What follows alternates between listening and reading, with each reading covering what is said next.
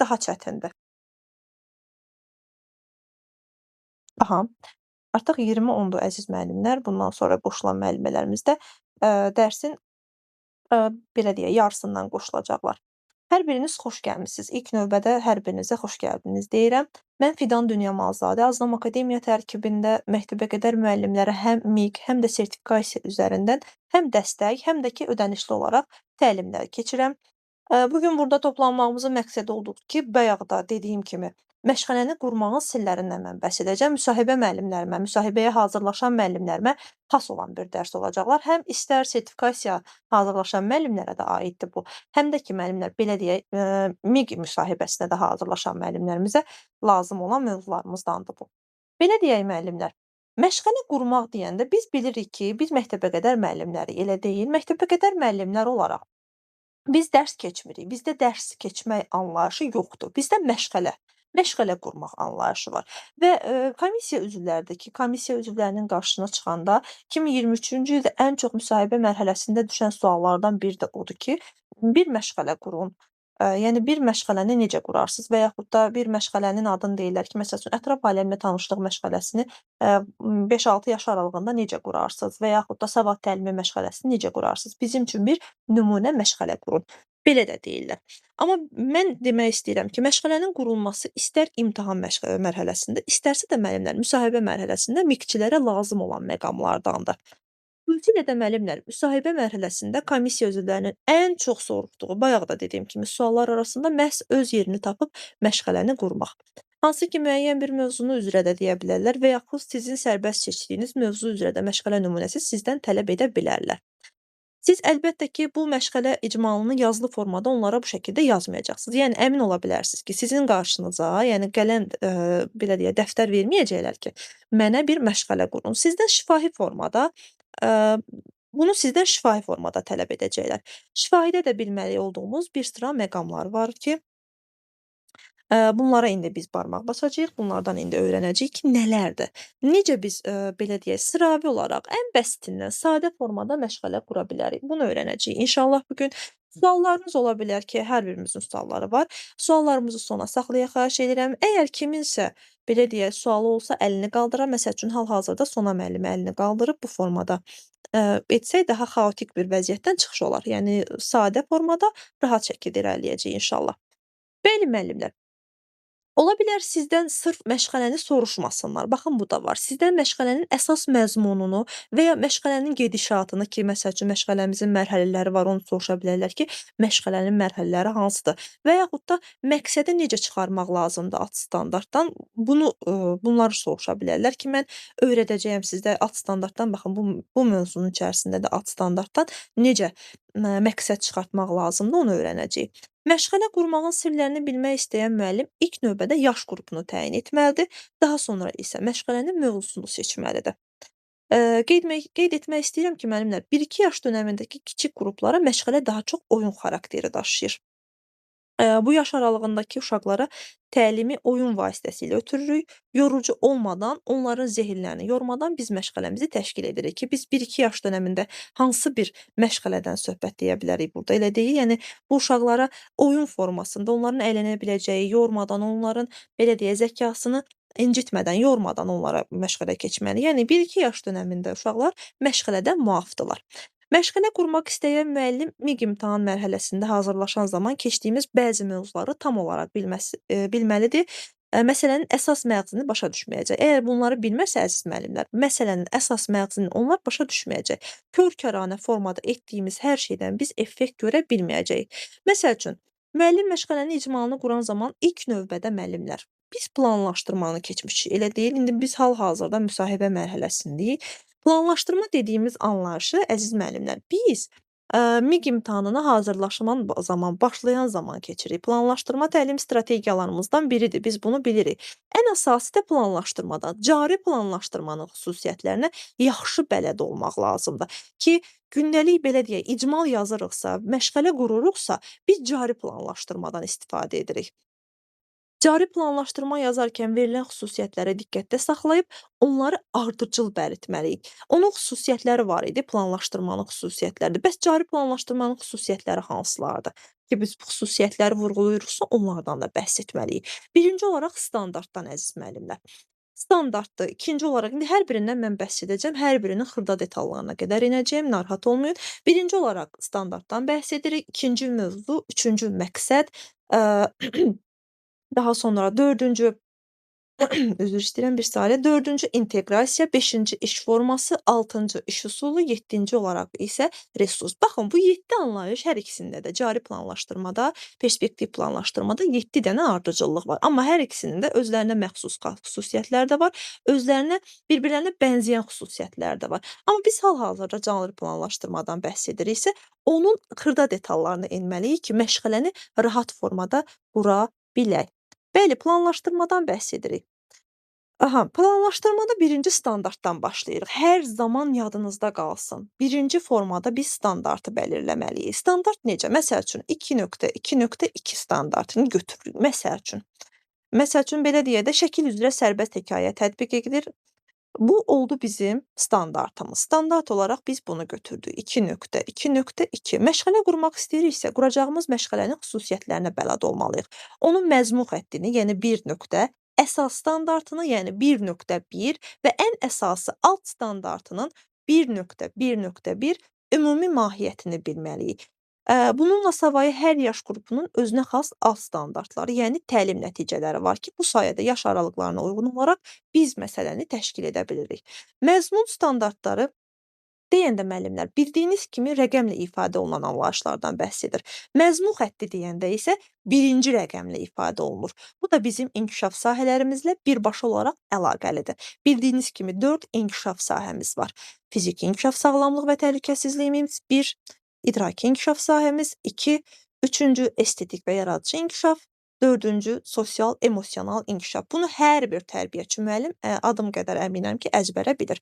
Bu 4 inkişaf sahəsi eyni qaydada sıralı olaraq bizim məzmun xəttimizi də təşkil edir. Yəni inkişaf sahəsi dediyimiz anlayışda, məzmun xətti dediyimiz anlayışın da ikisi də eyni mahiyyət daşıyır. Dediyimiz kimi məzmun xətti birinci rəqəmlə ifadə olunur. 1 nöqtə, yəni orada olan 3 dənə rəqəmdən birincisi bizim məzmun xəttimiz olur. Məsəl üçün 1 nöqtə götürülürsə, birinci rəqəmimizdən ifadə olunduğu kimi 2 olsa əgər idraki inkişafdır, 3-dürsə estetik yaradıcı inkişafdır, 4-dürsə sosial emosional. İndi biz 1-i götürmüşüksə, bu olur fiziki inkişaf, sağlamlıq və təhlükəsizlik. İkinci olaraq isə əsas standartdan biz bəhs etməliyik. Əsas standart gəlir ikinci olaraq 1.1 kimi ifadə olunur. Burada ikinci verilən bir rəqəmi əsas standartdır. Yəni birinci fiziki inkişaf, sağlamlıq və təhlükəsizlik məzmun xəttimizin əsas standartı 1.1 fiziki hərəkətləri yerinə yetirir. Bu olur bizim əsas standartımız. Əziz müəllimlər, siz standartların, alt standartların hər birini əzbərləməməlisiniz. Düzdür. Amma məzmun xəttimizin ardıcıllığını və əsas standart ardıcıllığımızı əzbərə bilməlisiniz. Yəni bunun İstəklə, arzu ilə əlaqəsi yoxdur. Bunu əzbərə bilmək lazımdır. Bunun da xüsusi metodları var ki, lap yaxşı yadda qalan formada əzbərlənmək ki, bunu ödənişli qruplarımızda biz hər zaman öyrədirik. Üçüncü rəqəmimizdən, sonda olaraq üçüncü rəqəmimizdən mən bəhs etmək istəyirəm. Bu üçüncü rəqəmimizi isə ən bəsitindən demək lazım gələrsə alt standartımızdır. Yəni üçüncü rəqəmində ifadə olunan alt standartımız olur. 1.1.1. Yəni burada üçüncü olan 1 alt standartımızdır. Ən bəsitindən demək lazım gələrsə, keçəcəyiniz hər hansısa bir mövzunu və ya müsahibədə sizdən komissiya nümayəndələri məşğələ nümunəsi istəyən zaman alt standartının bildiyiniz bir məşğələ nümunəsi verə bilərsiniz. Ən azından bir neçə dənə alt standartı bilməyiniz məqsədə uyğundur. Saysız hesabsız demək olar ki, alt standartımız var. Nə qədərinə yaş aralıqlarına uyğun olaraq alt standartımız var. Biz bunların hər birini əzbərə bilə bilmərik. Bu belədir. Xeyr, Mələk müəllimə, hələ ki ekran paylaşılmır. Ekran sonda olaraq mən paylaşacağam. Bir dənə məşğələ nümunəsi götürmüşəm. Bu məşğələ nümunəsini keçən zaman ekranı sizi ilə bölüşəcəyəm. Aha, bu oldu müəllimlər standart. Standart anlayışını bildik ki, məzmun xətti dediyimiz anlayış əsas standart və alt standart olaraq getdi. 1, 1, 1. 3 rəqəmin hər birinin məğzini mən sizə başa saldım. İkinci keçirik mövzuya. Məsəl üçün, mövzu keçirik belə deyək, Perspektiv planlaşdırmamızda yazılan mövzularımız var ki, bu mövzuları biz, birindən götürə bilərik. Məsəl üçün, bu gün götürək bilik günü. Yəni, yaxın mövzularımızdan biri bilik günü. Mövzu olaraq biz bilik gününü götürürük. İkinci olaraq standartdan sonra gəlir mövzu. Üçüncü olaraq isə çox vacib bir məqam olan məqsəd gəlir ki, bəzi müəllimlər məqsədin üstündən, belə deyək, sıravi formada keçirlər. Amma mən tövsiyə etmirəm. Məqsədin, üzərindən sıravi formada keçmək heç də düzgün deyil. Çalışdığımız qədər məqsədə diqqət yetirmək lazımdır. Ümumiyyətlə, alt standartlardan təlim nəticəsi nə üçün müəyyənləşdirilməlidir? Bunun sualını tapmaq lazımdır. Təlim nəticəsi dediyimiz anlayış məqsədimizdir. Yəni bizim, ümumi təlim nəticəsindən söhbət getmir. Hal-hazırda bir məşğələnin təlim nəticəsindən gedir. Mövcud metodikamızda dövlətin tərbiyəçi müəllimin qarşısına qoyduğu tələblərə alt standartların öz əksini tapır. Yəni bizim qarşımıza qoyulan tələblər alt standartımızın içərisindədir. Alt standartlardan olan fəaliyyət birinci tədris ili boyunca uşaqlarda formalaşdırılmalıdır. Bunun üçün də müəllimlər alt standartlardan gündəlik olaraq təlim nəticələri müəyyənləşdirməlidir. Yəni məqsədlər. Məqsədlər təlim nəticələri ilə eyni mənanı daşıyır və məqsəd alt standartdan çıxarılmalıdır. Məsəl üçün, 4-5 yaşlı uşaqlarda belə bir alt standart mövcuddur. 2.1.1 ki, 2-ni götürürüksə biz əgər burada, məzmun xətti olaraq nəyi götürürük? İdraki inkişaf sahəsini. Özü, ailəsi və vətəni haqqında, vətən, ailə, milli mənsubiyyəti, özü, əşya və hadisələr haqqında məlumat verir. Bu sözsüz ki, bir tədris ili üçün nəzərdə tutulmuşdur. Müəllim burada alt standartın reallaşdırmaq üçün gündəlik olaraq təlim nəticəsi müəyyənləşdirir, yəni məqsəd müəyyənləşdirir və addım-addım həmin alt standartın reallaşdırılmasına doğru gedir. Alt standartdan təlim nəticəsi necə bəs müəyyənləşdirə bilərik? İndi bunun, cavabını tapaq. Bunun üçün biz alt standartının bilmək lazımdır ki, alt standartımız bilik və fəaliyyətdən ibarətdir. Bildiyimiz kimi alt standart 2 hissəyə bölünür, yadınızda saxlayın. Alt standart 2 hissəyə bölünür. Bu bilik və fəaliyyət hissəsidir. Bilik ayrı, fəaliyyət ayrı hissəsidir. Bilik hissəsində bizim uşağa öyrədəcəyimiz biliklər, fəaliyyət hissəsində isə o biliklərin hansı fəaliyyətə gətirib çatdırılması öz əksini tapır. Təkrar edirəm, bilik hissəsində bizim uşağa öyrədəcəyimiz biliklər, fəaliyyət hissəsində isə o biliklərin hansı fəaliyyətə gətirib çatdırılması öz əksini tapır. Biz bilirik ki, daha doğrusu biz bilik hissəsinə baxaraq mövzuları müəyyənləşdirə bilərik. Varislik prinsipinə də əsaslanaraq addımlarımızı sadədən mürəkkəbə doğru ataraq gündəlik təlim nəticələrini müəyyənləşdirə bilərik. Yəni, əgər biz dərs ilinin başındayıqsa, biz, belə deyək, ilin başındayıqsa sadədən başlayıb il sonuna qədər mürəkkəbə doğru gedə bilərik. Fiziki inkişaf belə deyək də müəllimlər, fiziki inkişaf sağlamlıq və təhlükəsizlik inkişaf sahəsində belə bir alt standart mövcuddur. 1.3.2 kəsici, deşici, yandırıcı əşyalar, elektrik cihazları və heyvanlar, tanış olmayan adamlarla ehtiyatlı davranma, yol hərəkəti qaydalarını bildiyini nümayiş etdirir. Yəni bu mən danışdığım hissə, kəsici, deşici, yandırıcı əşyalar, elektrik cihazları və heyvanlar, tanış olmayan adamlarla ehtiyatlı davranma, yol hərəkəti qaydalarını bildiyinizi nümayiş etdirir. Yəni bu ümumi olaraq alt standartdır. İndi biz burada bilik hissəsi hansıdır? Daha sonra fəaliyyət hissəsi hansıdır? Onu tapacağıq. Bilik hissəsi müəllimlər, kəsici, deşici, yandırıcı əşyalar, elektrik cihazları və heyvanlar, tanış olmayan adamlarla ehtiyatlı davranma, yol hərəkəti qaydaları olan hissəsi nədir? Bilik hissəsidir. Yəni baş hissəsi, başlıqdan ortaya qədər, müəyyən bir yerə qədər olan hissəsi uşağa ötürdüyümüz bilik hissəsidir. Fəaliyyət hissəsi isə əziz müəllimlər, sonda gəlir. Sonda yazılan bir neçə cümlə olur fəaliyyət. Yəni məsəl üçün bu alt standartda fəaliyyət haldadır, bildiyini nümayiş etdirir. Görürsüz burada fəaliyyət hissəsi budur. Bildiyini nümayiş etdirir. Ümumi olaraq isə oxuyanda da təkrar edirəm, kəsici, deşici, yandırıcı əşyalar, elektrik cihazları və heyvanlar, tanış olmayan adamlarla ehtiyatlı davranma, yol hərəkəti qaydalarını bildiyini nümayiş etdirir. Bu oldu ümumilikdə alt standart. Alt standart da 2 formaya bölünür, bilik və fəaliyyətdən ibarətdir. Müəllim alt standartlardan təlim nəticəsi müəyyən edərkən bilik hissəsinə nəzər yetirməlidir. Mütləq formada. Əgər təlim nəticəsi məqsəd çıxartmaq istəyiriksə, biz bilikdən istifadə edirik. Fəaliyyət hissəsi isə sadədən mürəkkəbə doğru uyğunlaşmalıdır. Təlim nəticəsi alt standartdakı fəaliyyətə reallaşdırmasına xidmət etməlidir. Alt standartın reallaşdırmaq üçün nə qədər məqsədə ehtiyac varsa, o qədər də yazıla bilər. Maksimum 3 ədəd ola bilər. Yəni məşğələlər quran zaman biz məqsəddən götürən zaman 3-dən maksimum 3 ədəddən istifadə edirik. Şəxsi tövsiyəm müəllimlər, hər biriniz ondan ibarətdir ki, 2-dən artıq olmasın. Çünki 2 nə çox deyil, nə də az deyil. Ən, ideal, belə deyək, forması 2 formadır. Məqsəd 2 dənə götürə bilərik. İndi mən nümunə olaraq da tərtib etmişəm. Nümunə formasını da sizə göstərəcəm. Məqsəd necə formada yazılır? Müəllim addım-addım bu təlim nəticələrini reallaşdırır. Sonda alt standarta cavab verən uşaqları formalaşdırır. Təlim nəticələri daim indiki zamanda olmalıdır. Yəni ir şəkilçisindən istifadə etməlidir və uşaqönümlü fəaliyyətdə olmalıdır.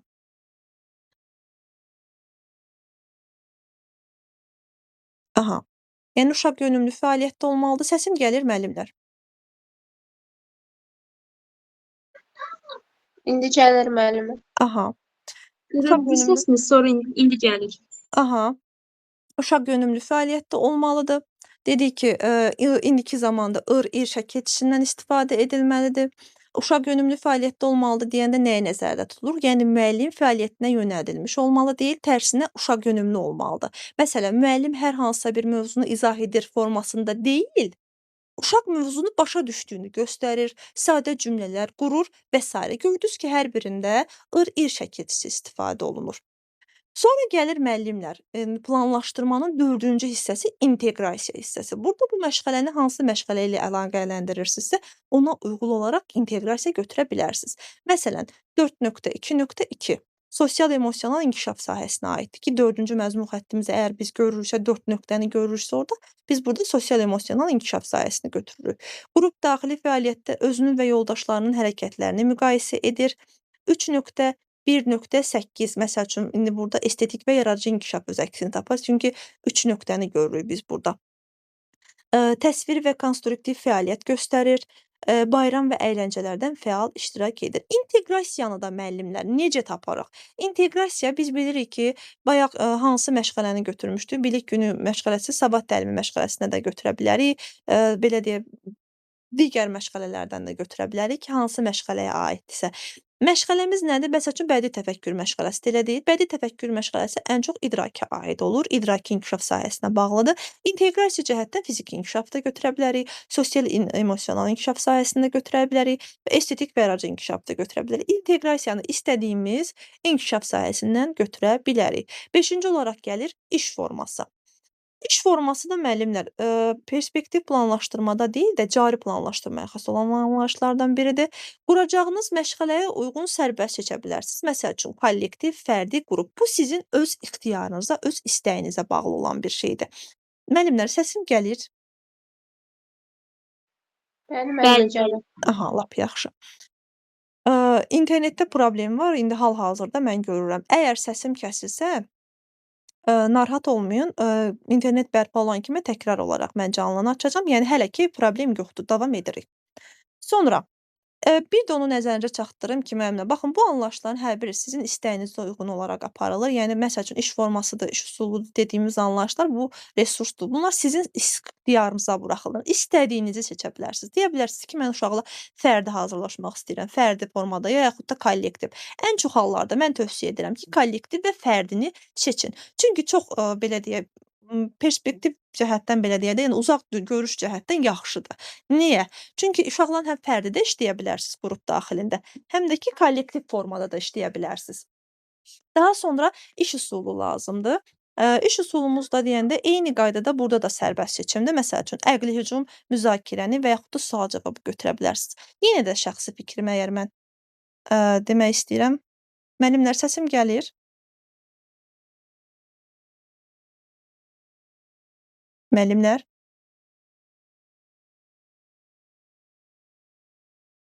Aha, bir dəqiqə ekranı kaydını davam etdirək. Aha, biz danışırdıq iş üsulundan iş formasına, elə deyil? Mən dedim ki, iş üsuludur, iş formasıdır, resurslu. Bunu siz özünüz seçə bilirsiniz. İş forması dedim ki, mən yenə öz fikrimcə deyirəm ki, özümün praktik fəaliyyətimə istinad edərək deyirəm ki, kollektivi və fərdini götürün. Çünki istifadəsi ən rahat iş forması ondan ibarətdir ki, kollektiv və fərdi. Yəni əgər məşğələ quran zaman özünüzdən məşğələ qurursunuzsa, tövsiyə edirəm ki, kollektiv və fərdini götürəsiz. İş üsulunda isə eyni qaydada burada da sərbəst seçiminizdir. Məsəl üçün əqli hücumu da seçə bilərsiniz, müzakirəni də, tapmacanı da, klasteri də, sual-cavabı da. Yenə də şəxsi fikrimdən demək gəlirəm, çıxardıramsa, sual-cavabı. Çünki sual-cavabsız belə deyərdim ki, məşğələ qurmaq yarımçıq kimidir. Sual-cavab hər zaman özünüzdə götürün. Bir də ki, ya müzakirəni, ya da əqli hücumu götürə bilərsiniz. 7-ci və sonuncu olaraq resursdan biz bəhs edirik planlaşdırmada. Yəni planlaşdırmada burada əlinizin altında hansı resurs varsa istifadə edə bilərsiniz. Məsəl üçün karandaş, rəngli kağız və s. Məsəl üçün başqa nə deyə bilərik? Kartlar, rəngli kartlar, foto şəkillər. Nağıl danışırsınızsa nağılın belə deyək, xarakterlərinin şəkilləri ola bilər. Resurs ağlınıza gələ biləcək hər şeydən istifadə edə bilərsiniz. Təbii materiallardan da resurs kimi istifadə edə bilərsiniz. Daha sonra heç nə yoxdursa, əgər sizdən soruşurlarsa belə əlinizin altında resursunuz yoxdursa, heç nəyiniz belə yoxdursa, ən bəsitindən böyük ehtimal kağız qələminiz var. Kağıza qələmlə keçdiyiniz mövzuya aid, məsəl üçün həşəratlara aid bir mövzu keçirsiniz da, elə deyil, məşğələ qurmusunuz. Həşəratlar şəkillər çəkib uşaqlara rəngləmələrini tapşıra bilərsiniz. Bu özü olur sizə bir resurs. Sizə komissiya üzvlərinin resursunuzun olmadığını bildirirsə, ən bəsitindən təkrar edirəm, kağızınızın və qələminizin olduğunu deyə bilərsiniz. Uşaqlara keçdiyiniz məşğələ nümunəsinə aid şəkil çəkib onlardan rəngləmələrini də istəyə bilərsiniz. Təkrar olaraq, bu ardıcıl 7 xüsusiyyəti ilk növbədə bildirmək məşğələnin ilkin qurmaq məqsədi ilə aparılan ən mühüm xarakteristikasıdır. Təkrar edirəm, standart, mövzu, məqsəd, inteqrasiya, iş üsulu, iş forması, resurslar. Baxın bu formada. Üçüncü olaraq, əgər indi biz xırdalıqlara gediriksə, mühüm xüsusiyyət isə artıq ikinci olaraq daha doğrusu, biz sıralı olaraq gediriksə, birinci planlaşdırmadan danışdırıqsa, planlaşdırmanın xüsusiyyətlərindən bəhs etdiksə, məqsədi necə çıxartmaq lazımdır, biz bundan bəhs etdiksə, artıq davamında isə biz məşğələnin gedişatına baxacağıq. Məşğələnin gedişatını da bildiyimiz kimi məşğələnin 3 mərhələsi var. Bundan söhbət gedir. Məşğələnin motivasiya mərhələsi, məşğələnin dərk etmə mərhələsi və sonda məşğələnin tətbiq etmə mərhələsindən biz söhbət aparırıq, elə deyil? Motivasiya mərhələsi nəyə deyilir? Dərk etmə mərhələsi nəyə deyilir? Tətbiq etmə mərhələsi nəyə deyilir? Xırdalı olaraq hər birindən əmin ola bilərsiniz ki, mən bəhs edəcəyəm. Bunlar necə yadda qalmalıdır? Onlardan da ən bəsit cümlələrdə, sıravi, loru dildə mən sizə izah edəcəm ki, yadınızda qala bilsin. Elə bil ki, bir dərsimizin içərisində həm standartlardan bəhs etdik, həm planlaşdırmadan, həm də məşğələnin mərhələlərindən. Çünki məşğələ qurmaq elə bir şeydir ki, bu zincirvari olaraq bir-birinə bağlı olan mövzular mütləq formada deyinilməlidir. Mütləq formada bu məşğələnin mərhələləri də olsun, standartları olsun, daha sonra planlaşdırma olsun, bunlara toxunmaq lazımdır. Biz birinci olaraq məşğələnin mərhələlərində motivasiya aktuallaşdırma mərhələsindən başlayırıq. Motivasiya yeni mövzunu uşağa tətbiq etmədən uşağı keçirəcək mövzuya həvəsləndirməkdir. Bir növ uşaqlarda motivasiya yaratmaq, adından da bəlli olduğu kimi. Yəni, belə deyək, yeni mövzunun uşağın özü tərəfindən tapılmasına imkan yaratmaqdır motivasiya.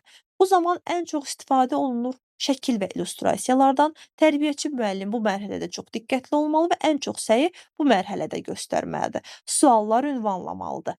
Bəs motivasiyanı qurmaq üçün nədən istifadə edə bilərik? Bir tərbiyəçi müəllim motivasiya qurursa əgər nədən istifadə etməlidir?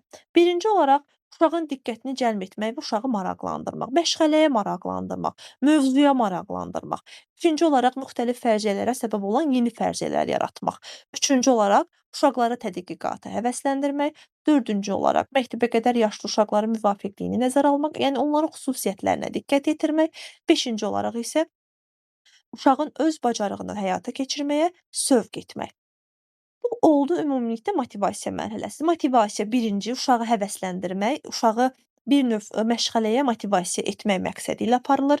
Bu zaman illüstrasiya, açar sözləri illüstrasiyalardan istifadə olunur, şəkillərdən istifadə olunur, uşaqlara həvəsləndirici suallar verilir. Bu bir. Bu olur motivasiya. Əgər uşaq soruşulursa ki, sizdən Əgər uşağı, belə deyək, uşaq məşğələnin adını tapır, uşaq məşğələnin adını öyrənməyə çalışır. Bu hansı mərhələdə avtomatik olaraq yadınıza düşsün ki, bu motivasiya mərhələsidir. Açar sözü bəs budur ki, şəkillərdən, illüstrasiyalardan istifadə edir və uşaq məşğələnin adını öyrənir. İkinci gəlir dərk etmə mərhələsi. Dərk etmə mərhələsi də ondan ibarətdir ki, uşağı aktuallaşdırmadan, yəni motivasiyadan aldığı mövzunu yoldaşları ilə bir yerdə axtararaq, araşdıraraq, müxtəlif üsul və metodlardan istifadə edərək mövzunun xüsusiyyətlərini tam olaraq başa düşdüyü mərhələdir. Dərk etmə mərhələsi, əziz müəllimlər, elə bir mərhələdir ki, öz yoldaşları ilə tədqiqat aparmaq nə deməkdir? Axtarıb araşdırmaq, öyrənmək. Baxın, bu mənanı daşıyır tədqiqat aparmaq. Yoldaşları ilə axtarıb araşdıraraq və yaxud da müəlliməsi ilə, yoldaşları ilə bir yerdə axtarıb araşdırır. Yəni burada kollektivçilikdən söhbət gedir. Burada belə deyək, problemi bir yerdə həll etməkdən, tapşırığı bir yerdə həll etməkdən söhbət gedir dərk etmə mərhələsində.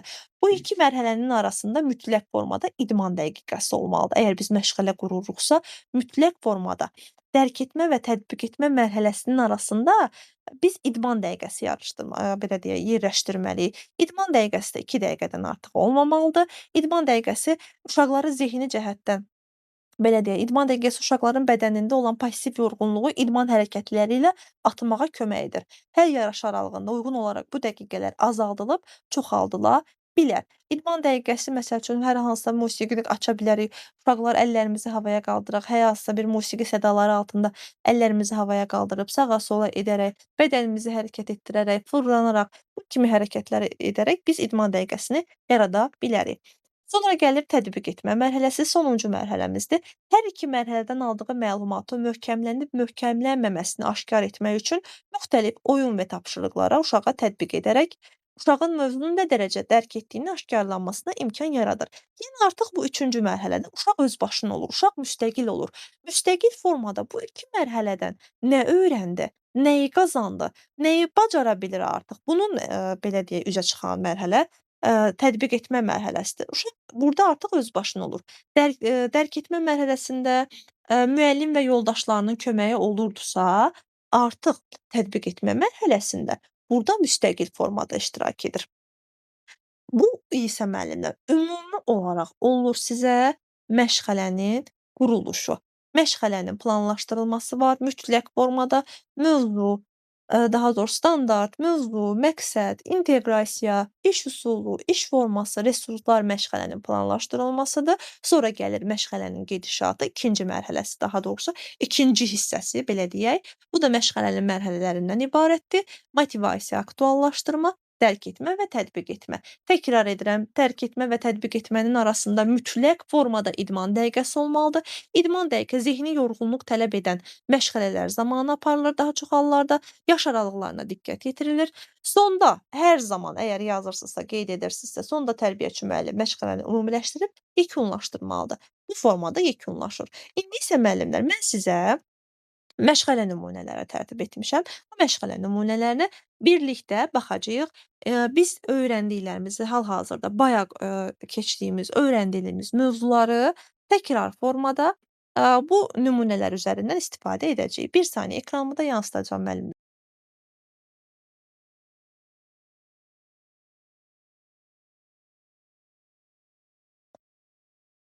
Aha, ekran görüntüsü var hal-hazırda sizdə müəllimlər.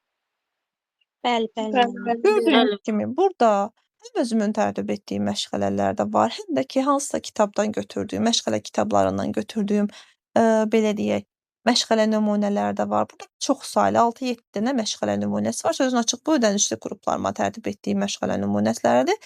İçərilərindən bir dənəsini mən sizə seçəcəyəm. Bunun üzərində gedəcəyik. Keçdiyimiz, belə deyək, üzərindən işləyərək danışacağıq, davam edəcəyik. Məsəl üçün, burada mənim çox sevdiyim bir məşğələ var, həm sadədir. Bir də onu nəzərinizə çatdırım ki, əziz müəllimlər, 1 saniyə.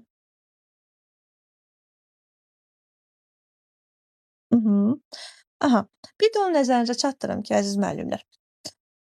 Bu məsəl üçün özünüzdən bir məşğələ qura bilmirsiniz. Elə deyil. Mən indi keçdiyimdə çalışdığım qədər sizə başa saldım ki, ən sadə dillə mən çalışıram ki, başa salım müəllimlərimizi. Onlarda qaranlıq qalan bir yer olmasın. Amma əgər yenə də qura bilmədinizsə, bu formada bu məşğələlərdən Ən azı məsəl üçün bunu götürərək, çünki bu çox sadədir. Bu savad təlimi deyil, daha doğrusu sadə riyazi təsəvvürlər məşğələsinə aid olan bir məşğələdir. Bunu özünüzə nümunə götürə bilərsiniz. Bunu əzbərləyə bilərsiniz. Gördüyünüz kimi çox qısadır. Baxın bu formadadır. Birinci olaraq məşğələmiz odur ki, sadə riyazi təsəvvürlər məşğələsidir. Standartımız təkrar olaraq başlayır. Gördüyünüz kimi müəllimlər, eyni qaydada planlaşdırma dediyimiz anlayış burada bizim qarşımıza çıxır. Baxın, bu məşğələnin planlaşdırılmasıdır. Standart, mövzu, məqsəd, inteqrasiya, iş forması, iş üsulları, bir də resurslar. Eyni qaydada bayaq dediyim hər bir şeyi biz buna aid edə bilərik. Standartımız nədir? 2.3.1. Yəni ki, 2-ni götürürüksə, bayaq nə demişdik? Məzmun xəttimiz olaraq nədir? İkinci inkişaf sahəmiz nədir? İdraki inkişaf sahəmiz. İkinci məzmun xəttimiz idrakdır. Yəni bu idrakdan asılıdır. Üçüncü nədir? Üçüncü əsas standart. Burada 3 rəqəmi ilə ifadə olunan əsas standartımızdır. Üçüncü əsas standartımız hansıdır? İdraki inkişafı. Kim bilir?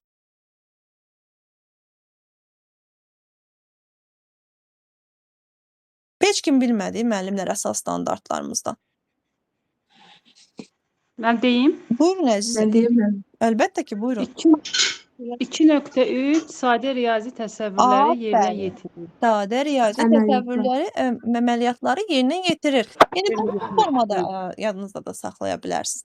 Mütləq formada. Bir də onu nəzərinizə çatdırım ki, müəllimlər, keçmiş kitablarda 3 əvvəl 2-nin yerində idi, 2 3-ün yerində idi. İndiki kitablarda 3 sadə riyazi əməliyyatları yerinə yetirir.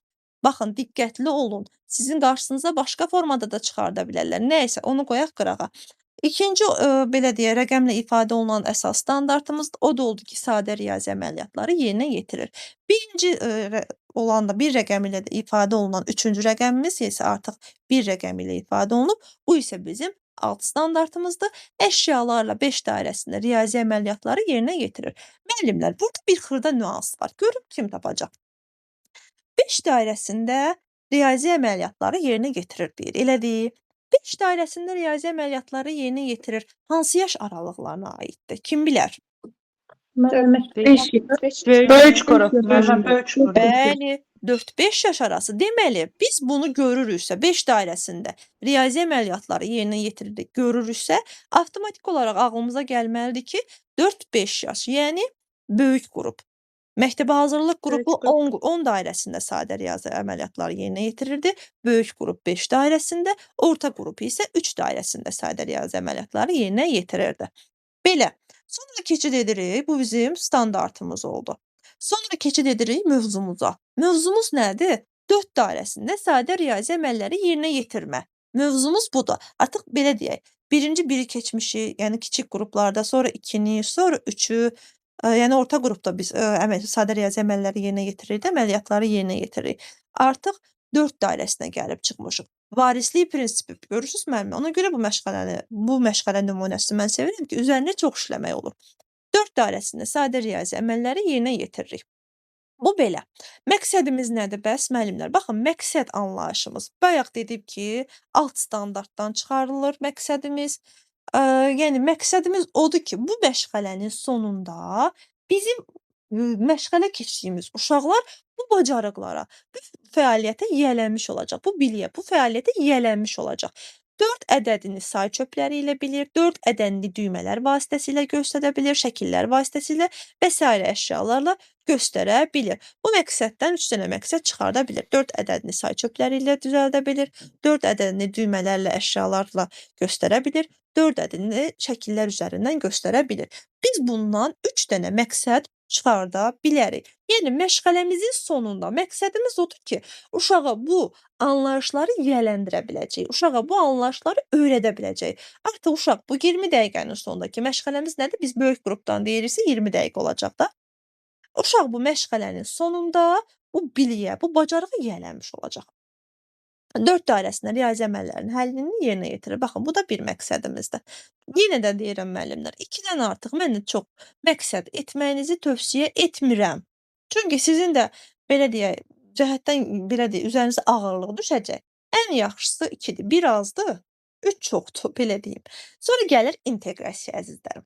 İnteqrasiya deyəndə də yenə də keçən belə danışdıqlarıma istinad edərək deyirəm ki, bu mövzuya, yəni sadə riyazi təsəvvürlər məşğələsinə uyğun olan belə deyək, inteqrasiyanı götürə bilərsiniz. 4.2.3. 4 nə hansı idi müəllimlər? 4-cü belə deyək, Sosial emosional inkişaf. Sosial emosional inkişaf sahəsi. 4-cü rəqəmimizdə ifadə olunan, 4 rəqəmi ilə ifadə olunan məzmun xəttimiz o idi ki, sosial emosional inkişaf sahəsi. Bəs 2 əsas standartı hansıdır? Sosial həyatla Müəllimə bağlı mən deyim. bacarıq nümayiş etdirməsi. Buyurun Lalə müəllimə. Müəllimə, sosial həyatla bağlı bilik, bacarıq və vərdişləri nümayiş etdirməsi. Aha, 3-cü alt standartımız da budur ki, problemin həllində müxtəlif üsullardan istifadə edir. İnteqrasiyanı müəllimlər 2 dənə də götürə bilərsiniz, 3 dənə də götürə bilərsiniz, 3-dən artıq olmamalıdır. Mütləq formada buna diqqət edin. Tövsiyə edirəm, yenə də tövsiyə edirəm. Əgər sizdən məşğələ qurmaq istəyirsinizsə öz başına bir dənə edin. Görürsüz, burada da bir dənə var. Yəni özünüzü yormayın, inteqrasiya. İndi bəzən komissiya var ki, qıcıq komissiyalar olur. Müəllimi kəsməyə köklənir ki, mən bu müəllimi kəsəcəm də, yəni çox komissiyalar var eləncə. Bəzi komissiyalar var ki, tam tərsi sadə suallar verir ki, müəllimə çətinlik çəkməsin, rahat formada getsin. Birazdan sual-cavab edəcəyik müəllimlər. Davam edəcəyik orada söhbətə. Ən əsası ondan söhbət edirəm ki, sizi incitməməyini istəyirsinizsə bir dənə inteqrasiya götürün. Sonra gəlir iş forması. Baxın, ən bəsitindən fərdi və kollektiv. Bayaq da dediyim kimi, işləməsi ən asan olan iş forması, iş formaları, yəni məşğələ quruluqsa, fərdi və kollektivdir. Digərlərində mürəkkəb anlayışlar çoxdur. Sonra üsullarımız hansıdır? Yenə görürsüz ki, sual-cavab, yenə müzakirə, yenə əqli hücum. Ən bəsitindən. Çünki biz bunu belə deyə, planlı olaraq da işləməsək, bu iş üsulundan istifadə edirik. Suallar veririk ki, elə deyil, 1 dənə, 5 dənə sual veririk axı uşaqlara. Müzakirə edirikmi? Edirik. Əqli hücum. Uşaqlardan beyin həmləsi. İdeya toplayırıqmı? Bəli. Bu olur bizim iş üsullarımız, resurslarımızda. Əlimizin altında hansı resurs varsa ondan istifadə edə bilərik. Şəkillər, oyuncaqlar, karandaşlar, albomlar, sulu boyalar və yaxud şəkilli kartiçkalar və yaxud videolar, fərqi yoxdur. Onlardan istifadə edirik.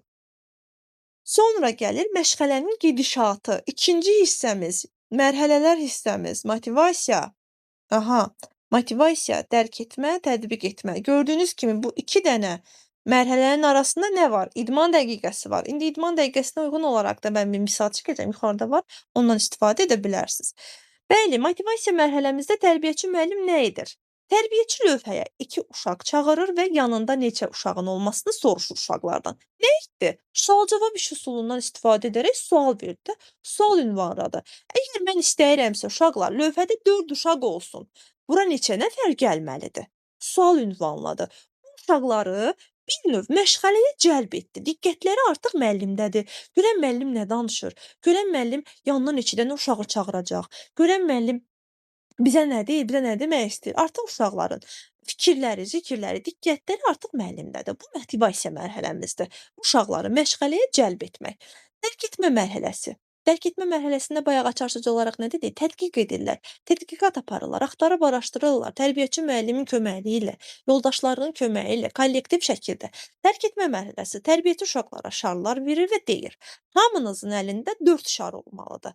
Kimdə 4-dən çox şar varsa, artığını partlatsın. Kimdə 4-dən az şar varsa, 4 şar bitirmək üçün stolun üstündə şar götürsün. Uşaqlar tərbiyəçinin tapşırığını yerinə yetirməyə çalışırlar. Görürsüz, kollektiv formada, birgə axtarırlar ki, görən mənim əlimdə neçə dənə şar var.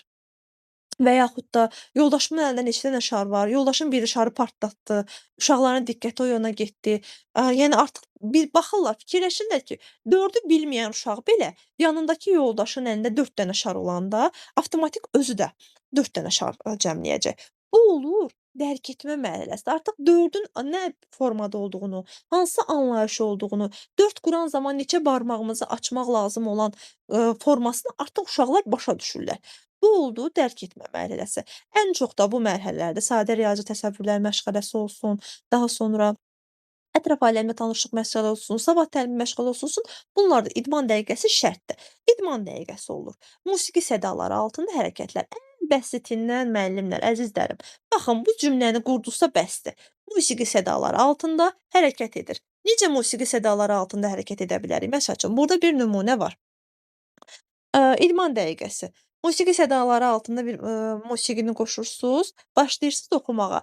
Çiyinlərim, çiyinlərim, qoy açılsın düyünlərim.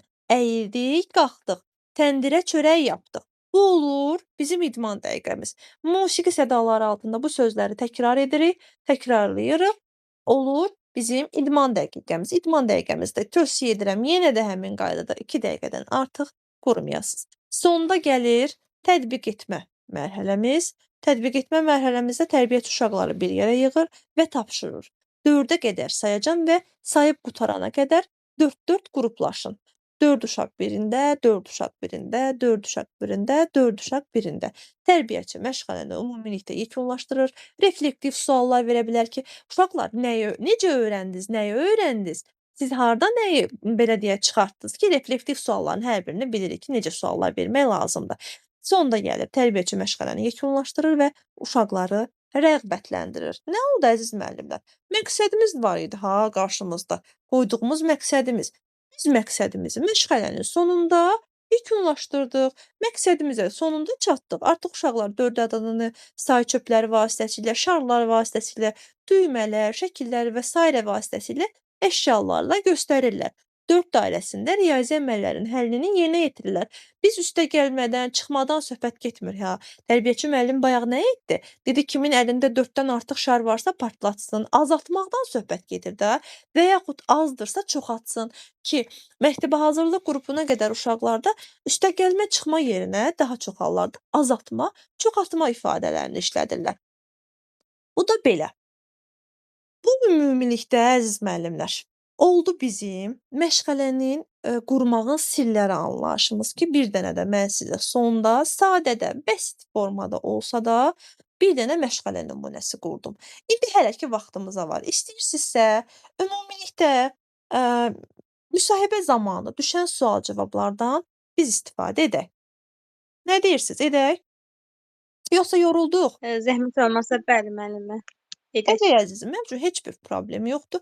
Mənim üçün çox da xoşdur. Sadəcə bayaqların xırda bir nüansımız oldu ki, internetimiz keçdi. Bu mənim tamamilə qanımı qaraltdı. İstəməzdim belə olsun. Təkrar olaraq sizdən üzr istəyirəm. İndi isə müəllimlər, müsahibə zamanı çox düşən suallarda mən sizə ünvanlayacağam və bu suallara necə cavab vermək lazımdır, onun qaydasını öyrədəcəm. Çox da verməyəcəm. İndi ödənişli qruplarımız da var. Ödənişli qruplarıma belə deyək, ayıb olmasın, türklərin bir ifadəsi var, ayıb olmamasından ötürü çox da verməyəcəm. Amma belə kritik suallarımız olacaq. Onlara cavab tapacağıq. Məsəl üçün, mən sual verəcəm ki, belə deyək də məndən kim sual cavabda iştirak etmir, əllərini qaldırsın. Mən bilim. Onlara sual cavabda belə deyək, sual verim, sual ünvanlayım. Nərmin Kərimli, Lalə müəllimə, sonra kimlər istəyir? Asılışacağıq, mən bilirəm. Sonradan müəllimlərimin çox əl qaldıracaq. Drabi adında Ella müəlliməmiz ki, keçən dərsimizdə olan müəllimlərimdir. Xoş gəliblər bir daha. Sonra başqa müəllimlərimizdən kim var?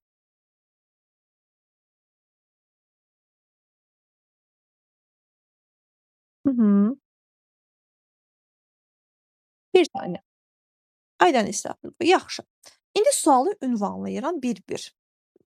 Yenə əl qaldıranlar da ola bilər, əl qaldıra bilərlər. Müəllimlər, uşaqlar qrup otağında, indi məsəl üçün məşğələnizdə uşaq nağıla qulaq asmaq istəmir. Nə edərsiniz? Birinci mənə desin Nərmin müəllimə.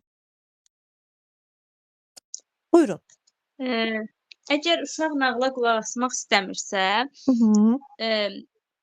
İlk öncə bunu deyim ki, mən çalışaram ki, uşaqlar üçün nağıl keçirəmsə, onların sevə biləcəyi, onların diqqətini çəkəcəyi bir nağıldan istifadə edim. Yəni məşğələmi elə qurum. İndi ola bilər də, yəni istər-istəməz bu halların baş verməyi normal bir haldır.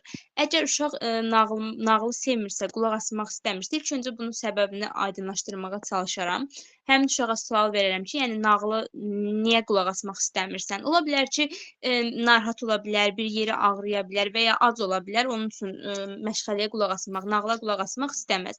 Bunun səbəbini aydınlaşdırdıqdan sonra çalışaram ki, onun necə deyim, vəziyyətini yaxşılaşdırmağa çalışım. Bundan sonra isə nağılı biraz daha maraqlı etməyə çalışaram. Bunun üçün nağılda istifadə olunan şəkillərdən, materiallardan, yəni resurslardan istifadə edərəm. Hı. Nağılı daha həvəsləndirici şəkildə onlarla danışaram. Onlardan nağıl barəsində tez-tez öz təəssüratlarını almağa çalışaram. Onlara sual verərəm. Hı. Və belə deyim də, motivasiyalarını qaldırmağa çalışıram və beləliklə onların inanıram ki, maraq yaranır. Həvəsləndirərəm onları. Hı hı. Fikirləşirəm ki, belə elədikdə maraqlı olar nağıl onlar üçün. Çox yaxşı müəllimə. Belə deyək də müəllimə. Mən bilmirəm keçən dərs olan sual-cavabımızda olmusunuz, olmamısınız ki, mən çalışdığım qədər dəstək mahiyyətində müəllimlərə kömək edirəm. Ödənişli qruplarımın da bir qırağa ödənişsizlərimə də köməklik göstərirəm. Keçən dərs Bəli, müəllim, elə olmuşam deyil. dərsinizdə. Keçən Bilirəm dəfə siz orada. qrupda olmuşam, bəli. Mən keçən dərs demişdim ki, tələ sualları var. Tələ suallarımızı xatırlayırsınız müəllimə? Tələ Bəli, suallarımızdan sual vermişdiniz ki, bəli. məşğələ maraqsız olsa neynərsiniz? Mən onu yadıma saldım, dedim ki, mən ilk öncə çalışaram ki, nağılı onlar üçün maraqlı olsun. Yəni elə quraram ki, maraqlı bir məşğələ Bəli. olsun. Onu elə Düzdür. başda Çox vurğuladım, gözəl. yadıma düşdü. Əlbəttə. Düzdür. Buradan getməliyik. Amma o cavabı mənə elə verməlisiniz ki, qarşınızdakı komissiya elə cavab verməlisiniz ki, komissiya belə 1 saniyəliyə dayanmalıdır. Nə etmək lazımdır müəllimə? Demək lazımdır ki, mən elə məşğələ qurardım ki, mən elə nağıl danışardım ki, uşağın başqa yerə diqqəti getməzdi. Mənim danışdığım nağıllar zamanı belə deyək, roldan rola girərdim. Bəzən oyuncaqlardan, kuklalardan istifadə edərdim ki, uşağın diqqəti başqa heç nəyə yönlənməsin. Ancaq məndə olsun diqqəti. Və ələxüsus ki, belə bir şey oldu. Çalışardım ki, uşağın diqqətinə belə deyək, nail ola biləcək nağıllardan istifadə edim. Məşğələni o formada qurum. Amma mən elə bir məşğələ qurardım ki, mən elə bir nağıl danışardım ki, uşağın diqqəti başqa heç nəyə yönlənməzdi. Aydındır? Yəni özünüzdən cavab verəndə birinin Bəli, üstündə də müəllimə. 5 qoyun, bu qədər özünə inamlı cavab verin. Sonra başqa bir sual sizə ünvanlayaq, başqa müəllimələrimizə ünvanlayaq. Əziz müəllimlər, 1 saniyə. Aha.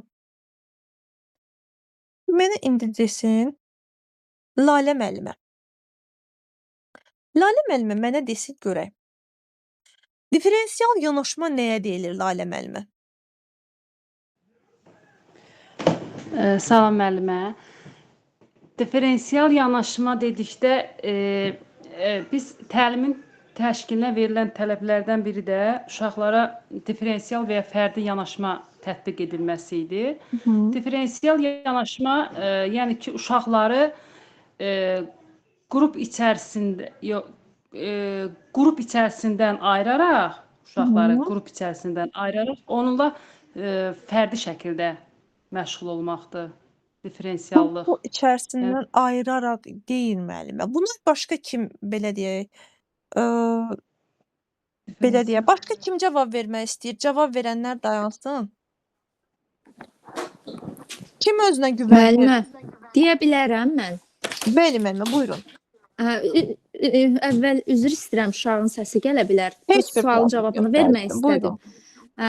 Differensial yanaşma uşağın yaş, fərdi, fiziki, intellektual səviyyəsinə uyğun məşğələ qurmaq tərzidir. Yəni hər bir uşağa fərdi yanaşmaq, ən çox misal üçün inklüziv təhsildə differensial yanaşılır uşaqların fiziki, fərdi xüsusiyyətlərinə uyğun olaraq. Yəni məşğələni biz hər bir uşağın yaş və inkişaf xüsusiyyətlərinə uyğun qurmalıyıq. Planlaşdırmanı da eynilə o cür tərtib etməliyik ki, hər bir uşaq məşğələni tam mənimsəyə bilsin. Geri qalan uşaqlarına fərdi məşğulda olmaq olar. Bu cür yanaşma. Fərdi yanaşma. Uşaq yönümlü yanaşma deyə bilərik. Düzdür müəllimə. O differensial yanaşma uşaq yönümlü yanaşmadır. Adını bilmirəm müəlliməmizin. Dilafruz müəllimə. Dilafruz müəllimə, xoş gördük əzizim. Xoş gəlmisiniz. Çox sağ olun, çox sağ olun. Uşaqların hər birinin fərdi xüsusiyyətlərini, potensial imkanlarını nəzərə almaqdır müəllimə. Yəni onlara ayrı formada məşğələ keçmək, onlara ayrı formada yanaşmaq deyil. Hər birinə eyni qaydada, amma fərdi xüsusiyyətlərini nəzərə alaraq. Məsəl üçün, Aha, bu yəni uşağımızda məşğələdə geri qalan uşaqlar olur ki, onlara da yəni uyğunlaşmağını təmin etmək olar da. O mənada fərdi yanaşma dedim yəni. əlbəttə ki, yəni məşğələmizdə çox aktiv uşağımız da ola bilər. Dediyimizi bir anın içərisində də qavrayan uşağımız ola bilər və yaxud da passiv uşağımız da ola bilər. Biz ona öyrədici daha da irəlilədici tapşırıqlar verməliyik aktiv uşağımızda, düzdür. Amma passiv uşağımıza da məşğələni daha da sadələşdirilmiş formada verərək diferensial yanaşmamızı uygulamış ola bilərik. Sonra başqa sual verirəm. Valideyn uşağı gec gəlib götürərsə, əlavə atası, babası, nənəsi və yaxud başqa biri yoxdur gəlməyə. Nə edərsiniz? Bunu da mənə desin görək. Ella müəllimə. Hər vaxtınız xeyir. Hər vaxtınız xeyir olsun. Deməli, ilk öncə uşağın tək qaldığı üçün, yəni ola bilər ki, bütün uşaqları götürüblər, bir tək uşaq qalıb və valideyni gecikir.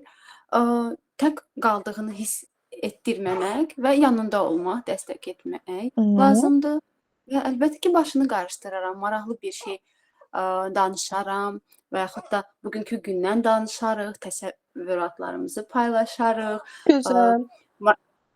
Hansısa bir maraqlı amma sakit oyun oynayarıq ki, daha da çox necə deyim, impulsiv bir oyun oynamayacaq. Sakit oyunlardan bir şey oynayarıq, bugünkü günə bağlı belə bir şeylər, yəni ilk öncə Gözəl. uşağın fikrini qarışdırmaq və tək qaldığını hiss elətdirməmək məqsədilə Bəli. onun başını qarışdırmaq. Bəli, müəllimə. Bu suala elə cavab vermək lazımdır. Birinci olaraq istifadə etdiyimiz cümlə o olmalıdır ki, əzizlərim, uşağı əsla tək qoymaram. Birinci olaraq bunu istifadə etməliyik ki, mən uşağı əsla tək qoymaram. İstəyir mənim iş saatim keçsin, istəyir nə bilim bağçada tək qalım, amma heç bir formada mən uşağı əsla tək qoymaram. Əvvəlcə onu sakitləşdirərəm, yanında olaram, onunla maraqlı oyun və ya söhbətlə vaxt keçirdərəm. Bu vaxt rəhbərliyə məlumatlandıraram. Valideynlə əlaqə saxlayaram ki, uşaq bağçada tək qalıb. Gecikmənin səbəbini öyrənib anlayışla yanaşaram. Burada artıq konflikt yaratmağa ehtiyac yoxdur. Amma eyni zamanda da valideynə vaxtında gəlməyin vacibliyini xatırlatmaq lazımdır.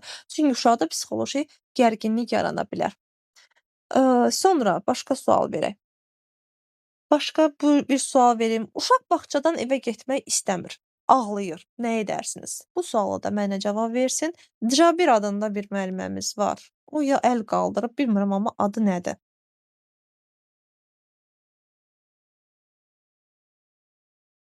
Axşamınız xeyir müəllimələr. Adım Gülarədir. Xoş gəlmisiniz Gülarə müəllimə. Amma səsiniz gəlmir. Səsin Çox gəlmir? sağ olun. Xoş gördük. Səs qırılır arada. Ola bilər artıq internetdən əlaqədardır. Çünki mənim internetim indi tamdır, bilirəm. Bəlkə də sizdən və yaxud məndən ola bilər. Onu İndi bilmirəm. düzəl. Aha, zəhmət olmasa müəllimə, siz mənə deyin görək. Təkrar edirəm sualı. Uşaq bağçadan evə getmək istəmir. Ağlayır ki, mən bağçada qalmaq istəyirəm. Nə edərsiniz? Bu əslində belə deyərdim. Bu yaxşı bir haldır ki, uşaq demək ki, bağçanı sevibdi, müəlliməsini sevibdi. Ona görə getmək istəmir. Bunun əksi olanda əslində fikirləşirik ki, uşaq bağçaya gəlmək istəmir. Bu sevindirici bir haldır. Amma yenə də biz burada uşağa necə deyərlər, başa salmalıyıq ki, indi bu günləri hamı evə gedib. Mən də evə gedəcəm, sən də gedəcəksən. Sabah yenidən gələcəksən bağçaya, səninlə maraqlı oyunlar oynayacağıq, bir yerdə olacağıq yenə. Belə uşağı başa salıb, məsəl üçün göndərmək olar. Amma bir də araşdırmaq da lazımdır ki, uşaq evə niyə can atmır? Bəlkə ola bilsin ki, bu bağçanı sevmədiyindən yox, sadəcə olaraq evə onu çəkəcək bir şey yoxdur, evdə şiddət var. Ola bilsin ki, uşağa hansısa psixoloji təsir olunur. Belə bir şeyləri araşdırmaq lazımdır. Gözəl müəllimə. Gördüyünüz kimi müəlliməmiz hər tərəfli düşündü, xırdalıqlara endi, bildirdi ki, uşağın bağçanı sevməsi əslində yaxşı bir haldır. Amma onun evə getmək istəməməsi valideynlə bağlı emosional səbəblərdən də qaynaqlı ola bilər. Mən onu sakitləşdirərdim. Deyərdim ki, evində də sənə çoxlu maraqlı işlər gözləyir, oyuncaqların gözləyir. Bəs səndən ötrü oyuncaqların darıxacaq axı. Sabah yeni bağçaya gələcəksən. Bunu oyun və ya şən üslubda izah edərdim ki, uşaq evə getməyi mənfi hal kimi görməsin. Bu formada.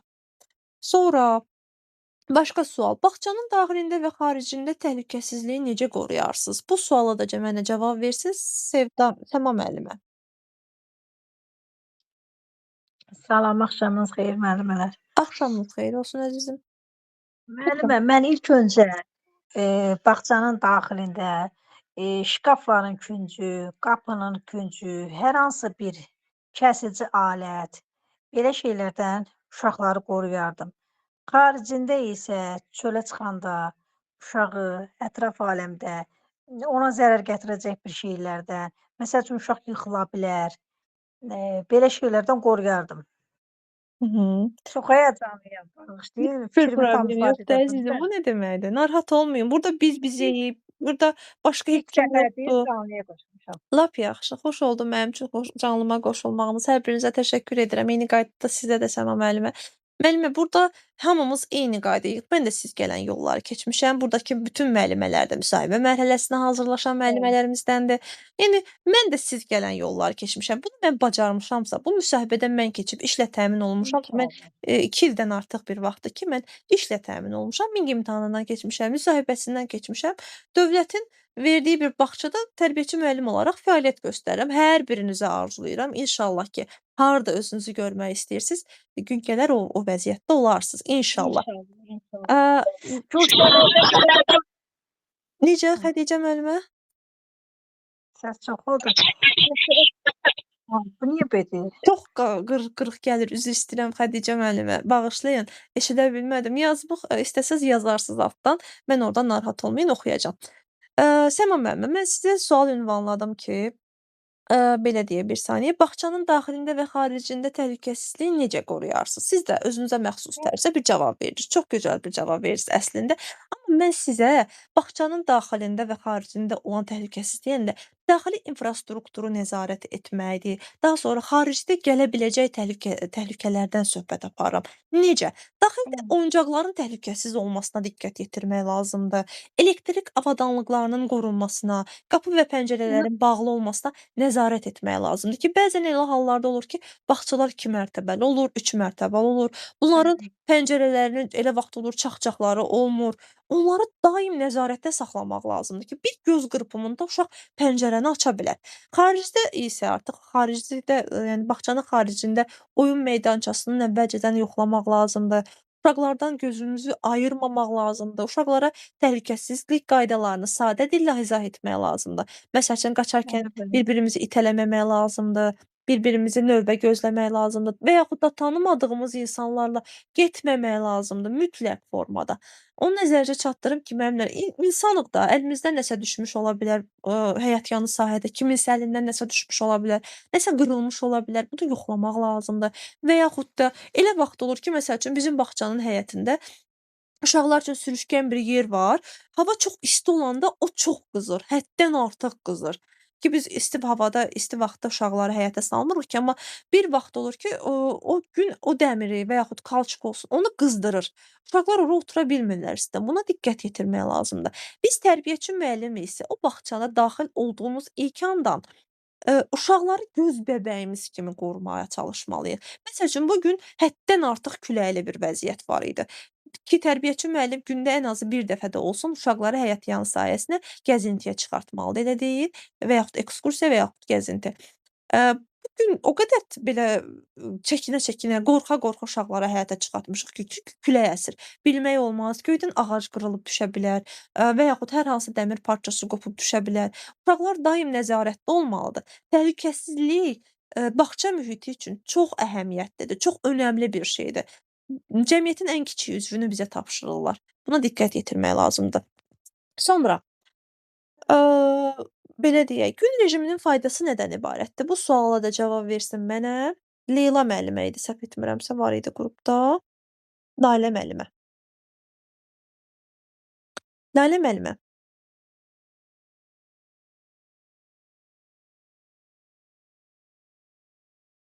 Lalə müəllimə yoxdur. Sonra başqa Aydən müəlliməmiz var burada. Xoş gəlmisiniz Aydən müəllimə. Salam müəllim, axşamınız xeyir. Axşamınız xeyir olsun əzizim. Siz mənə deyin Sualı görək, yenidən ünvan edə bilərsiniz. gün rejiminin faydası nədən ibarətdir?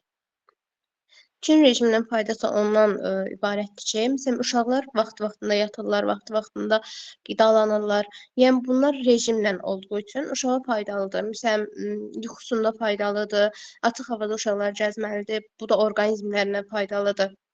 Bir sözlə hər şey rejimlə olsa əgər, uşaqlar hər bir şeydə yəni faydalı olur da. Onların yatması olsun, durması olsun, qaydaya düşür. Bir sözlə rejimə düşürlər uşaqlar. Aha. Gün rejimi dediyimiz anlayış bağçanın belə deyək, təməlində duran bir anlayışdır. Uşağın fiziki və psixoloji inkişafı üçün çox vacib bir amildir. Vaxtında yuxu, yemək, oyun və məşğələ uşaqlarda nizam-intizam yaradır, sağlamlığını qoruyur, emosional tarazlığını saxlayır, sabitlik uşaqlara güvən hissi verir. Ümumiyyətlə gün rejimi bərabərdir güvən hissinə. Çünki belə deyək, gün rejimi odur ki, hər gün eyni şeyi təkrarlayırıq. Da elə deyil. Uşaqlar artıq bir stereotipə bürünürlər, bir stereotipdə irəliləyirlər. Rejimə düşürlər. Bəli, artıq məsəl üçün o 1-ə 10 dəqiqə işləmiş yataqlarına keçirlər. Artıq hər gün bunu edəndən sonra rahat formada günorta yuxuları olur. Yuxu da nə deməkdir? Uşaqların üçün vacib bir amildir də. Yuxudur, qidalanmadır, oyundur. Bu fəaliyyətlər uşaqların həyatında çox mühümdür. Məhz bunların hər biri addım-addım irəliləyir harda? Gün rejiminin özündə. Sonra başqa bir sual vermək istəyirəm. Tərbiyəçi müəllim olmasaydınız nə olardınız? Bu da verilən ən çox suallardan biridir. Bunu da mənə desin. Başqa kim istəyir müəllimlər? Bu müəllimlərdən savayı başqa müəlliməmiz varmı cavab vermək istəyən? Mən cavab verim müəllimə. Bəli, buyurun özünüz. Tərbiyəçi müəllim olmasa, yenə də bu sahə üzrə hər hansı bir müəllim olmaq istəyərdim. Olardım ibtidai sinif müəllimi və yaxud da Azərbaycan dili ədəbiyyat müəllimi. Yəni bu mənim arzularım içərisində olub. Çünki mən birinci növbədə uşaqları çox sevirəm və uşaqlara nəyisə öyrətməyi, onların gözündə öyrənmə işığını görməyini çox sevirəm. Buna görə də mən bu peşəyə uyğun, sahəyə uyğun hər hansı ixtisas seçərdim düşünürəm. Çox yaxşı, çox gözəl bir cavabdır. Qarşımızdakı komissiya üzvünün əfsunlaya biləcəyi bir cavabdır. Yəni Bəli. inandırıram ki, mən ona. Mən tərbiyəçi olmasaydım yenə müəllim olmaq istəyərdim. Çünki mən uşaqlarla işləməyi çox sevirəm. Cümlələrinizin başda uşaq olsun, sonu da uşaq olsun. Çalışın uşaqların sevginizdən hər cümlənizdə istifadə edin. Hər sizə verilən Yəni sualda bizim istifadə bu edə bilərsiniz. sualın içərisində öyrətmə, öyrənmə, nə isə uşaqlara izah etmə, uşaqlarla bağlı bir ixtisas seçimimiz ön planda olmalıdır. Düzdür əzizim. Yəni uşaqlarla sırf açar sözümüz budur ki, bu sualın açar sözü ondan ibarətdir ki, mən əgər tərbiyəçi olmasaydım yenə müəllim olardım. Yenə uşaqlarla işləyə biləcəyim peşə seçərdim. Və yaxud pediatr olardım və yaxud da uşaq psixoloqu olardım. Yenə uşaqlarla işləyə biləcəyim bir mühitdə olmaq istəyərdim. Belə deyək, bir dənə də sual verək. Özünüzü 10 üzərindən neçə qiymətləndirərsiniz? Bu da müsahibədə ən çox verilən suallardır. Kim cavab vermək istəyir buna?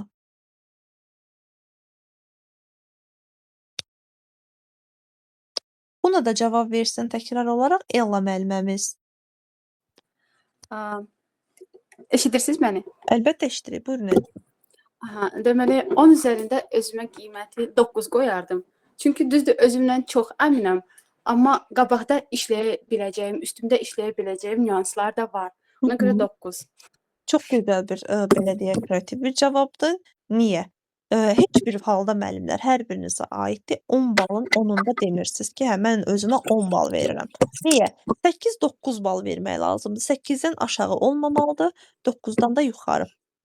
Çünki 8-9 bal güclü tərəflərim var ki, məsəl üçün mən məsuliyyətliyəm, səbirliyəm, uşaqlara sevgim var, uşaqlarla işləmək mənim üçün çox maraqlıdır və mən bunu çox sevirəm. Eyni qaydada hər bir insanda olduğu kimi mənim də zəif tərəflərim var ki, keçən dərs soruşmuşdum, zəif tərəfləriniz hansılardır? Bunu elə formada bildirməlisiniz ki, bu zəif tərəf olaraq çıxmasın. Mən məsəl üçün çox inadkaram, qarşıma qoyduğum bir məqsədi tez yerinə yetirmək istəyirəm və yaxud da özümü çox tənqid edirəm, çox özümü belə deyək, tənqid obyektinə çevirirəm. Hər bir işimi təkrar-təkrar olaraq fikirləşirəm. Nəyə görə 10 bal demirəm? Çünki daimi öyrənməyə və inkişaf etməyə açığam. Heç bir halda mən 10 ballıq bir müəllim olaraq düşünmürəm özümü. Çünki daimi öyrənməyə və inkişaf etməyə açığam. Ona görə də 10 bal demirəm. Baxın belə də cavab verə bilərsiniz. Sonra Bir dənə də sual verək. Məşğələyə əvvəlcədən hazırlaşmamısınız, nə edərsiniz? Bunun üçün cavab Cavab verin. vereyim. Nərmin müəllimə, buyurun əzizim. Sualınız bu oldu ki, məşğələyə əvvəlcədən hazırlaşmamısınız, nə edərsiniz? İlk öncə Bəli. bunu vurğulayım ki, mən peşəkar bir müəlliməmsə, məşğələyə hər zaman hazırlıqlı olmalıyam. Bunu əvvəlcədən işimi elə qurmalıyam ki, yəni məşğələyə hər zaman hazırlıqlı olum. İndi istər-istəməz bu belə halların olmağı da baş verə bilir. Belə hallar bu bəzən insanın özündən asılı olmayaraq yaranan bir hadisələrdir. Əgər mən məşğələyə hazır deyiləmsə, əlimin altında materialım hər zaman olmalıdır, resursum hər zaman olmalıdır və həmin o materiala, resursa uyğun sadə bir məşğələ qura bilərəm, məşğələ keçirərəm. Bu zaman necə deyirlər, panik olmaram, qəti özümü itirmərəm və bunu uşaqlara bildirmərəm ki, mən məşğələyə hazır deyiləm. Vəziyyəti ələ almağa çalışaram və həmin gün məşğələmi də çalışaram ki, uşaqlara bildirmədən əvvəlki gündə hazırlıqlı olduğum məşğələlər kimi normal bir şəraitdə təşkil edim. Belə deyərdim mən. Çox yaxşı müəllimə. Çox belə deyək, bildiniz ki, burada bir tələ sualı var. Çox gözəl bir cavab verdiniz. Belə deyək, mövcud belə deyək, üzr istəyirəm. Mən nəticə yönümlülüyü əlimdə rəhbər tutan bir tərbiyəçiyəm. Cavab olaraq bunu deyə bilərsiniz ki, mən nəticə yönümlülüyü əlimdə bir rəhbər tutan bir müəlliməm və mən məşğələyə daimi formada əvvəlcədən hazırlaşaram. Və əxsus ki, hazırlaşmadım, bir problem oldu, mən məşğələyə hazırlaşa bilmədim. Eyni qaydada bir cümlə işlətsiniz ki, əlimin altında olan resurslardan özümə resurs yaradardım. Heç nəyim olmasa belə bir qələmim, bir dəftərim var və ondan hər hansısa bir məşğələ qururamsa, məşğələyə uyğun olaraq şəkil çəkərdim. Uşaqlardan şəkilləri rəngləməyini istəyərdim. Çox gözəl. Bunu Cavab verdiniz. Bunu da Buyurun. deyə bilərəm ki, təşkilatçılıq bacarığımı ələ alırdım. Yəni təşkilatçılıq bacarığımı üstün tutaraq vəziyyəti ələ almağa çalışardım. Belə də deyə bilərik. Əgər sizin təşkilatçılıq bacarığınız olsaydı, məşğələyə belə deyək, hazırsızlıq gəlməzdi də, hər şeyi təşkil etmiş olardınız. Bəli. Planlı, proqramlı olardınız. Bəli. Çox da tövsiyə etmirəm, amma demək istəsəniz buyurub deyə bilərsiniz. Sonra uşaqlar Tövsiyə demən. Sual versin. Nə problem yox, narahat olmayın. Sonuncu sualımız da çox gözəl bir sualdır. Bağçada uşaqlara özünüzü necə təqdim edərsiniz? Bunu da mənə cavab versin sonuncu olaraq. Aydan müəllimə.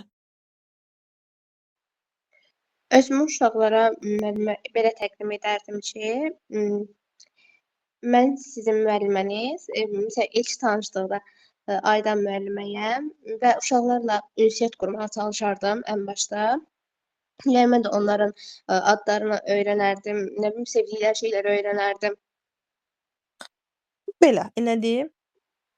Mən Bəli. cavab verə bilərəm? Buyurun Nərmin müəllimə, siz də verin. İlk öncə özümü onlara təqdim edərdim. Mən Kərimli Nərmin, sizin tərbiyəçi müəllimənizəm. Bu il ərzində sizinlə bir yol gedəsiyik və birlikdə çox gözəl şeylər öyrənəsiyik, oyunlar oynayasıyıq və əminəm ki, sizi özümüz sizə sevdirməyi bacaracağam. Bundan əlavə uşaqları da tanış olardım, onların adlarını, soyadlarını öyrənərdim. Özüm haqqında onlara qısa məlumat da verərdim. Onlardan da həmçinin qısa məlumatlar alıb bir əməkdaşlıq söhbət etməyə çalışardım, ünsiyyət qurmağa çalışardım. Bu ilk bir həftə, yəni bu proses davam edir də, yəni uşaqlarla bir-birimizi tanışlıq, uşaqlarla bir-birimizə öyrəşmək prosesi. Hı Belə hı. belə Çox cavab yaxşı. verərdim. Sualın düzgün cavab formasını da mən bildirim. Nərmin müəllimə də eyni qaydada bayaqki müəlliməmiz də çox gözəl cavab verdi. Birinci növbədə sadə və mehriban tərzdə olun, özünüz olun. Yəni ən mehriban üzünüzü, ən sadə üzünüzü uşaqlara göstərməyə çalışın. Mən sizin müəlliməniz, adım Fidandır. Məsəl üçün mən özümdən götürürəm. Biz birlikdə oynayacağıq, rəsm çəkəcəyik, əylənəcəyik, öyrənəcəyik. Tanışlığı oyun vasitəsilə də edə bilərəm. Məsəl üçün necə edə bilərik? Uşaqlar adlarını, biri adlarını deyir, mən özümü təqdim edirəm. Təkrar olaraq biri adını deyir, mən özümü təqdim edirəm bu formada. Məqsəd nədir? uşaqlarda rahatlıq və güvən hissini yaratmaq ki, müəllimə böyük olsa belə bizi ilə gülür, əylənir. Müəllimə, belə deyək, müəllimə adı müəllimə olsa belə öz uşaq kimi danışır, uşaq kimi rəftar edir, bizimlə sadə formada danışır, mehriban formada danışır. Uşaqlar, belə deyək, qorxduqları bir yerdə deyil də, çəkindikləri bir insan obrazında deyil də, sevə biləcəkləri, anlayış göstərə biləcəkləri bir müəllim obrazında çıxış etməyə çalışaram. Belə cavab versəz daha yaxşı olar. Əzizlərim, xoş gəldiniz. Hər biriniz çox sağ olun dərsimizdə iştirak etdiyinizə görə. Hər birinizə minnətdarlıq hissini bildirirəm. Bəzi problemlərimiz, xırda-pürüzlərimiz çıxsa belə, mən çalışdığım qədər başa salmağa çalışdım. Ödənişli qruplarımız da var müəllimlər. Müsahibə qruplarımız oktyabr ayının sonunda da başlayacaq, noyabrın sonuna qədər davam edəcək. Ödəniş cəhətdən də hər bir təlimçisini aşağı səviyyədə salırıq ki, müəllimlərimiz yaxşı formada hazırlaşa bilsinlər. Qruplara mən atıram. Telegram qrupumuzda müsahibəyə dəstək materiallı xarakterli paylaşımlar da olur. Telegram qrupumuza da qoşula bilərsiniz, WhatsApp qrupumuza da qoşula bilərsiniz. Ödənişli qruplarımız yenə də deyirəm, həftədə 3 dəfə olur. Həftədə 3 dəfə olanda nağıl quraşdırmadır. Belə deyək, şəkil üzərində nağıl quraşdırma, özünü təqdim etmə, bədən dilinin sirləri, dünya görüşünə aid suallar və yüzlərlə müsahibə suallarına cavab tapırıq. Qoşulmaq istəyirsinizsə əlaqə nömrəmiz var. Əlaqə nömrəmizdə əlaqə saxlaya bilərsiniz. Bu qədər. Müəllimə, Buyurun əzizim. WhatsApp qrupuna necə qoşulmaq olar? WhatsApp qrupuna mənə yazın, mən linki ataram sizə. Amma Müəllimə, biz Telegramda sizə oldu. qoşulduq. Bitdi dərs. Çalışdığım qədər müəllimə, mən əvvəldən xəbər vermişdim ki, 20:00-da olacaq. Mən bu videonu YouTube-a da yükləyəcəm. Yəni mən bunu çəkmişəm. YouTube-a da yükləyəcəm, təkrar formada da baxarsınız. Belə müəllimlər, Allah amanında olun. İnşallah yenə də müsahibə dəstək xarakterli dərslərimiz olacaq. Onlara da qoşularsınız. Əvvəlcədən xəbərdarlıq edəcəm. Çalışın saatında qoşulun. Siz sağ olun əzizim. Sağ olun müəllimə. Sağ olun.